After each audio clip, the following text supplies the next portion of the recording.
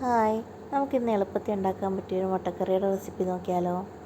അതിനായിട്ട് ഒരു കടായി അടുപ്പത്ത് വെച്ച് ചൂടായി വരുമ്പോൾ 1/2 ടീസ്പൂൺ കടുകിട്ട്, കടുക് പൊട്ടി വരുമ്പോൾ അതിനകത്തിട്ട് ഇഞ്ചി, വെളുത്തുള്ളി, പച്ചമുളക്, കറിവേപ്പില എന്നിവ ചേർത്ത് വഴറ്റുക.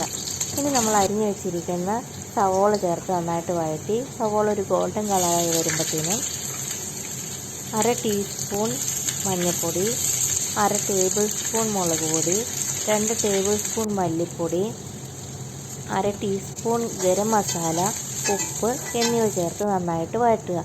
പച്ചമണം മാറി വരുമ്പോൾ അതിലോട്ട് അരിഞ്ഞു വെച്ചിരിക്കുന്ന തക്കാളി ചേർത്ത് നന്നായിട്ട് വഴറ്റുക. തക്കാളി ഒന്ന് വേകുന്നത് വരെ ഇളക്കുക.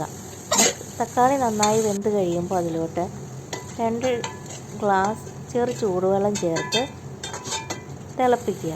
ചെറുതായി തിളച്ച് വരുമ്പോൾ അതിലോട്ട് നമ്മൾ ബോയിൽ ചെയ്ത് വെച്ചിരിക്കുന്ന മുട്ട 2ആയി പിളർന്ന് ചേർക്കുക. അങ്ങനെ ചേർക്കുന്നത് മുട്ടയ്ക്കകത്തേട്ട് നമ്മുടെ ഗ്രേവി നന്നായിട്ട് പിടിക്കും. ഇനി അതൊന്ന് ചെറുതായിട്ട് തിളച്ച് വരുമ്പോൾ ഗ്യാസ് ഓഫ് ചെയ്യാവുന്നതാണ്. ഇത്രയേ ഉള്ളൂ.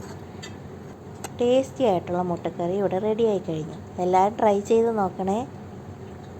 അഭിപ്രായം പറയാനും സപ്പോർട്ട് ചെയ്യാനും മറക്കല്ലേ.